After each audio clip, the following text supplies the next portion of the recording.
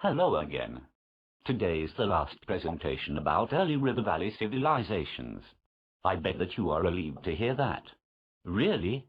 I didn't know that you enjoyed learning about ancient people so much.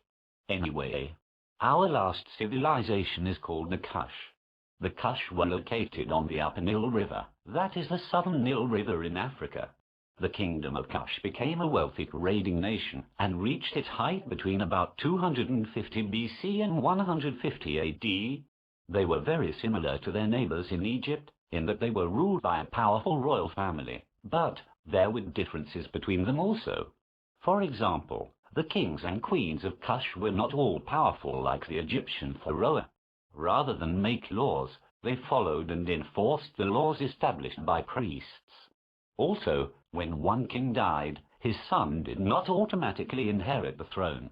New monarchs were elected from among the royal family. Because the royal family traced its heritage through women and elected its rulers, more queens ruled Kush than any other major civilization. That's pretty huge, don't you think?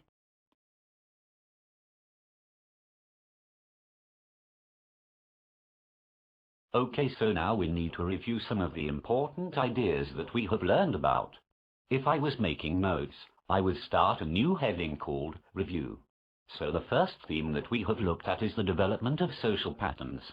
When civilizations first appeared, they quickly took on the idea of having hereditary rulers, dynasties of kings, or pharaohs. If you have a king at the top, then obviously society will divide up too.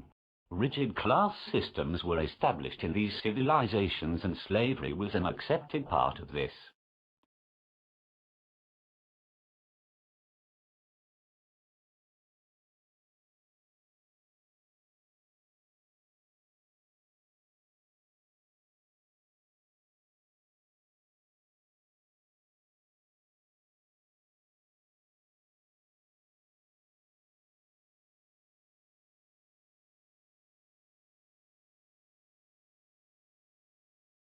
Political patterns soon developed.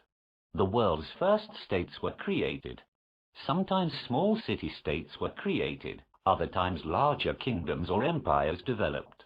Government became increasingly centralized. Often, it was based on religious authority.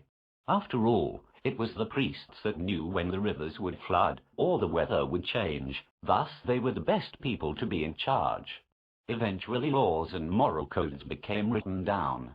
The Ten Commandments was the Hebrew moral code, whilst the Babylon's Code of Hammurabi is an excellent example of a set of written law codes.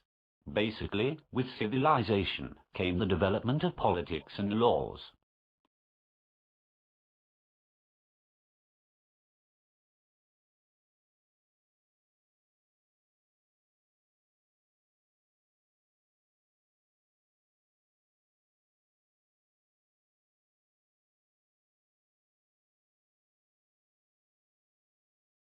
Very soon after the beginnings of civilization came the development of economic patterns.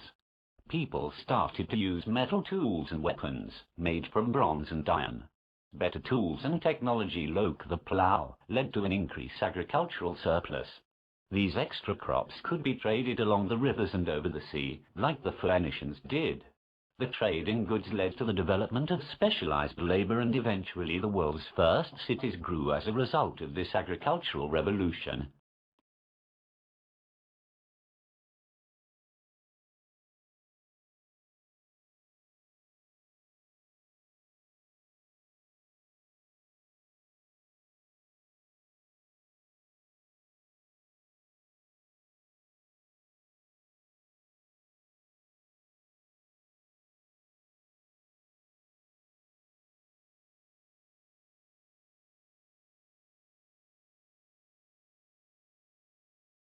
Now, because the priests were the most knowledgeable, their belief systems were accepted by all around.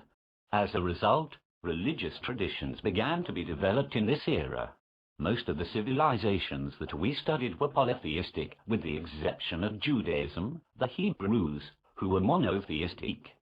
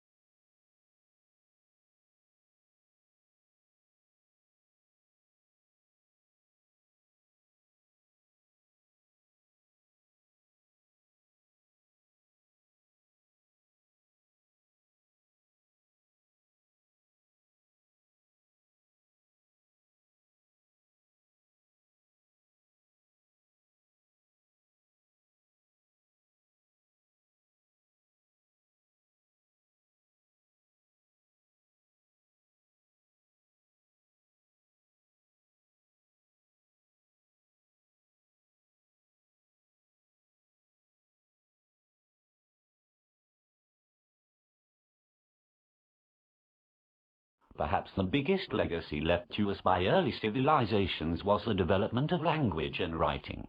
The earliest written symbols were pictograms. These became hieroglyphics as used by the Egyptians. In summer, cuneiform was developed whilst the Phoenicians developed the predecessor to our modern-day alphabet. Without this, you wouldn't be making notes, and I wouldn't be able to share my knowledge with you. So that's it. All you need to know about the ancient civilizations. I'm sure that you will do very well on the test as you have listened so well. I'll be back very soon to talk to you about other cool world history things, but until then, goodbye.